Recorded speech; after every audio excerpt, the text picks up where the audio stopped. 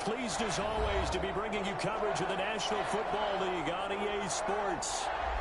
Ahead will decide the second entrant to next week's NFC title game, as we've got a great one in store between the New Orleans Saints and the Los Angeles Rams. Set to kick off.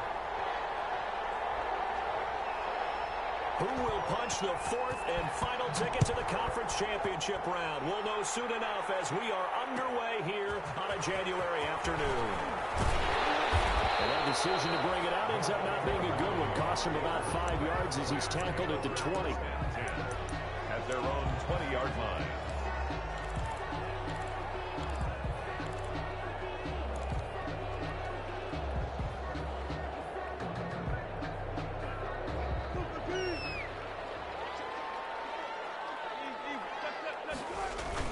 Now Wilson on first down. He'll buy some time right. He'll run it. And he'll get this up past the 25 before he's out of bounds. Nice work to get 7 out of that, and it's second down. At the 27-yard line. A 7-yard pickup. Brings up second and 3. There's Wilson to throw. Rolling to his right. Oh, this one's tipped and intercepted. Picked up by James Bradbury. That right there is the inauspicious start that they were hoping to avoid, a turnover on the first possession. I love how you use those college-bound words like that, inauspicious. Well done. I really appreciate that. But here's the thing for me. I'm just wondering if their game plan is incorrect. You know, I think they felt like they could come in and throw it around pretty well. That interception early, they may rethink how they go about attacking. They'll lose a yard there, and it's second and 11. Brings up second and 11. The play-action fake. They'll look to throw. Quick hitter here. It's complete. They'll cross over out of bounds right at the 25. 11 yards there. First down. It's interesting because when I'm watching college football and I'm evaluating guys for the draft now, my list of fullbacks, pure fullbacks, it's a very short list. I'm probably evaluating more punters and kickers now than I am fullbacks, but it doesn't matter what you call the position, it's who you put there, and there we saw completion.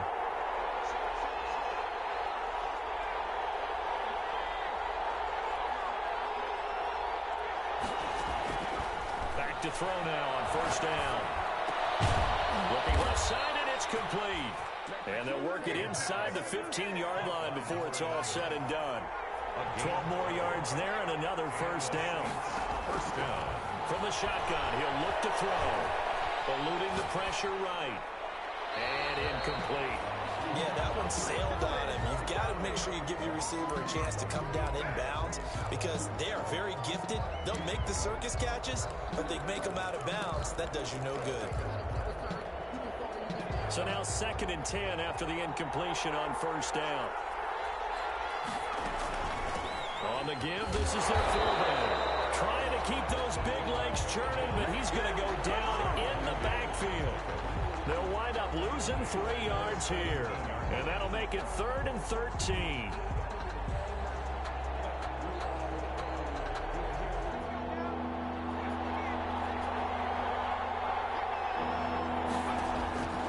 They'll look to throw here. Firing quickly here, and that's complete. And the tackle made at the 13. He is well short of the first. It's a 4-yard pickup, and that's going to make it 4th down. I wouldn't be surprised to see the next step in utilizing this position is to actually utilize more of a scat back in this spot because we saw the catch there, right? He made it, but it's a bigger, stronger guy, maybe not quite as elusive as maybe someone else you would put there. Yeah, didn't get the big yardage there you might out of a smaller back. Not a touchdown, obviously, but playoffs, you're on the road. At least you put something on the board. I would agree with that totally. You're not exactly sending a message to the opposition, but you are letting them know that you came to play. At their own 25-yard line. Set to begin their next drive, the Rams offense at the line. They threw an interception the first time they had the football, only gave up 3 points off of that, so shouldn't be a difficult hole to overcome. It really shouldn't, as long as they're not listening to the chatter coming from the other side, because when you throw a pick, look, I know defensive backs, they have a tendency to be a little bit loud after they take one away, but they also have a tendency to gamble a little bit more thinking they'll get a second one. Maybe they can take advantage of that with some double moves. Normally you think the tight end's going to be able to catch the football and handle that contact, but in this case, maybe a little too much target to hit. That one was timed well, incomplete.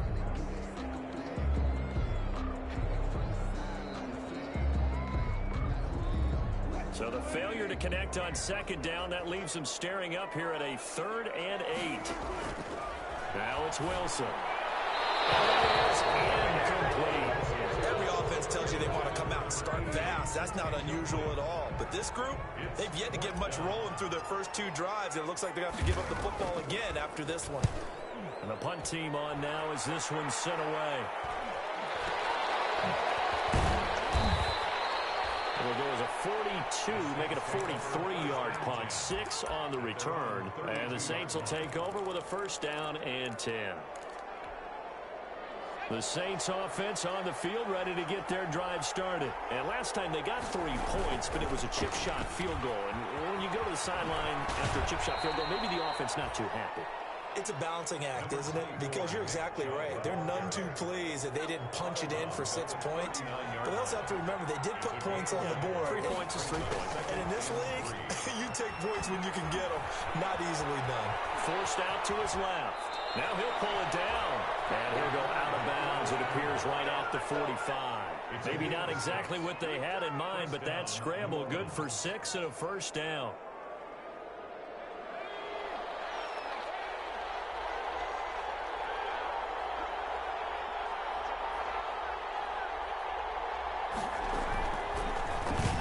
Side, they're going to go option here. And he's going to be met at the line of scrimmage and taken down. No gain there as he kept it himself at 2nd down. Well, for that being an option play, there really weren't too many options available for him, were there? No, there weren't, and at least he was able to get back to the line of scrimmage, so he didn't lose anything, but you're exactly right. Nowhere to go. And this is going to be another 1st down as the tackle's going to be made at the Rams' 41-yard line. In a wild card win last week, he had just 2 catches, and now he's got his first one here. So from Rams territory now, it's 1st and 10 at the 41. Meanwhile, the throw here is complete. This will be stopped about 2 yards shy of the marker. 8-yard gain, 2nd and 2. It's a gain of 8. Brings up a give to the fullback on the dive. And he'll get this down to about the 30, 31-yard line. He's brought down at the 31. It's a gain of 2 yards. They'll look to throw for it on 3rd and 1. Escaping the pressure right. Airs it out toward the corner of the end zone. And oh, it'll be intercepted. Picked off with great anticipation. Guys will get the football back at their own 20-yard line.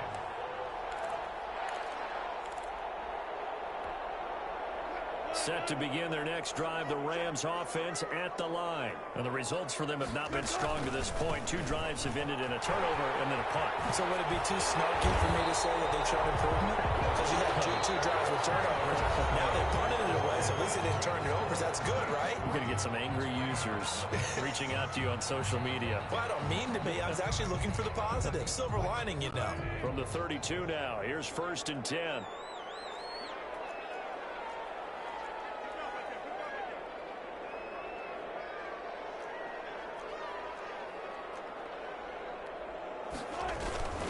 They run again on 1st down. Cook. And some room to run now. And they bring him to the ground just shy of midfield. A good pickup, 17 yards, and also a Rams 1st down. Maybe the threat of Russell Wilson running the football there and him handing it off opened a little bit of a lane. It does, and what also helps, his unselfishness.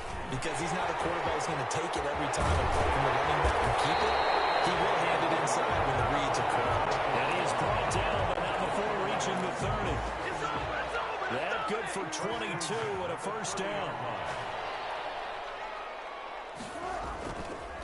They run the counter with Cook. And if there was a lane there, it closed up quickly as he stopped for no gain. 2nd down.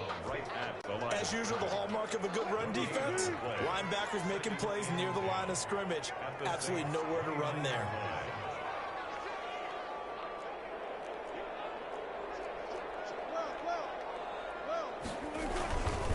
They run. Cook.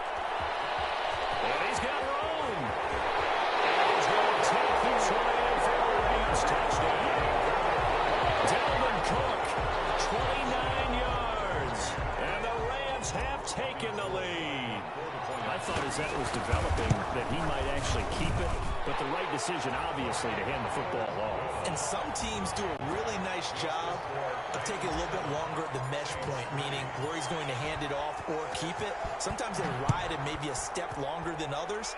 That allows him to make the proper decision and have the right person end up with the ball. And it paid off with a long touchdown run. The Saints take over 1st and 10 at their own 19-yard line.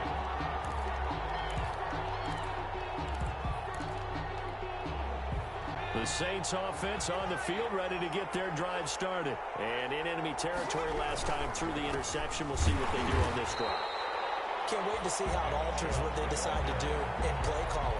Do they continue to throw the ball? Do they want to lean more on the running game? It'll be an interesting sequence of plays that they've got coming up. Does it often affect the play calling with the interception? How much does that change what you do? I think it does, depending on why the interception was thrown. Sometimes it's just a matter of the defense made a great play, so you continue to come back. But if it's on you, if the offense just doesn't have the confidence, if they're a little bit shaky, maybe try and take the pressure off and run the ball a little bit.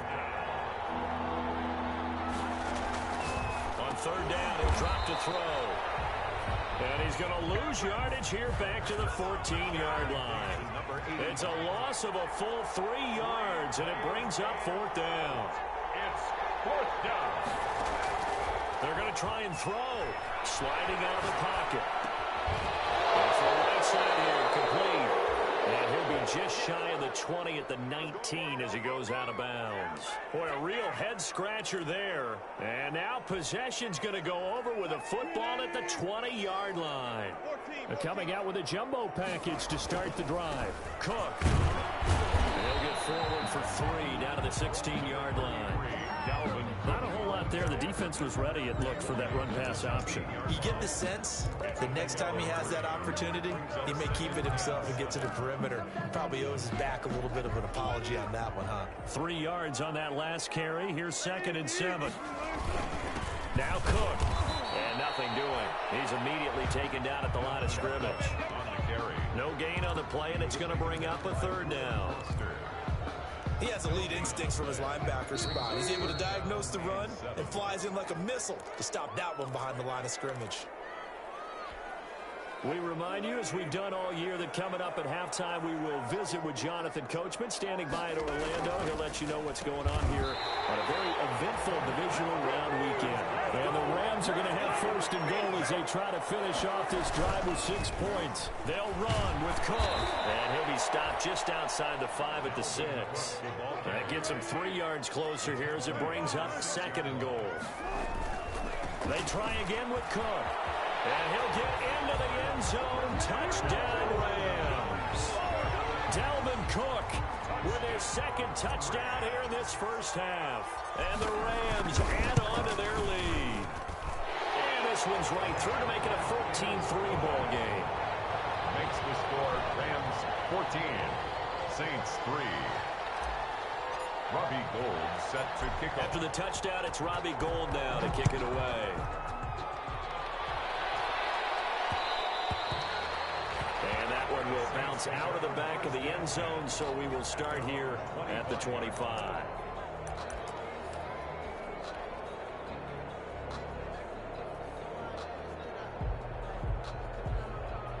The Saints offense on the field, ready to get their drive started. Their deficit is 11, 14-3, and needing to get something going here as they come up on 1st and 10.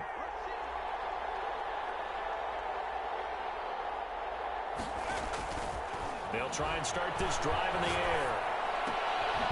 Looking left side, it's complete. He's got it. And he's going to be dropped following a pickup of 7 past the 30 to the 32. Give him 7 on the play, and it'll be a 2nd down. 3 at the 32-yard line. Here's a play fake as they set up to throw.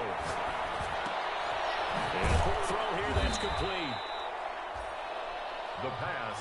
And they pick up a 1st down, and that came out of the fullback position, but as you and I both know, that doesn't necessarily mean it's a fullback playing in that spot. Well, times have changed, right? The old school fullback doesn't really exist anymore. We're not getting that same player out of college with all the spread offenses, not very many pro style, where you actually have a true fullback. We're having to make do in the NFL and put guys emulate it, but aren't necessarily that position.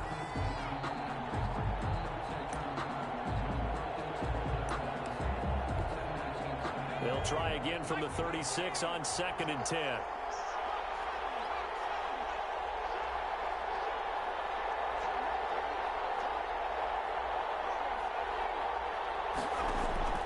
On play action, they'll throw.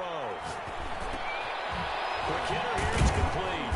And able to get this one across the 45 before he's brought down.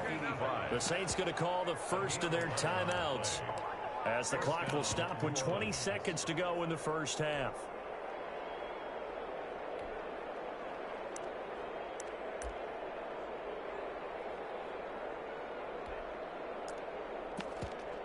A couple of first downs on the drive already, as they'll go from the 47 now on first down.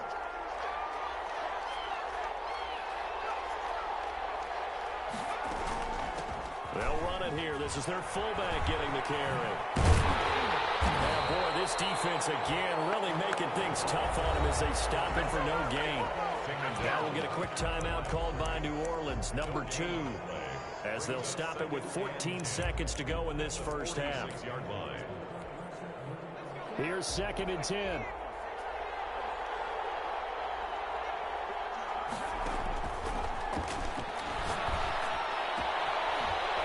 Side here, and that's complete. And he will have a first down as they're into field goal range now at the 30. Now a timeout. 7 seconds left in the first half. Brandon McManus on for the field goal. A 47-yard attempt. And this is right down the middle as he puts it through. So a big play before the end of the half to get him into this spot, and they cash in with 3. How about the 1-2 to the solar plexus on that one? The big play, the field goal, not much time left on the clock. That's the way to go into the half. Very short kick. This will be taken by one of the up men. The lane opens here. He's past the 30. And past the 40 before he's out of bounds. So we've come upon halftime here in this NFC Divisional Round matchup. As we send you to our EA studios in Orlando, here's Jonathan Coachman with our EA Sports Halftime Report. A trip to the NFC title game hanging in the balance. Second half action back underway. And no fireworks to start the half. This will be a touchback.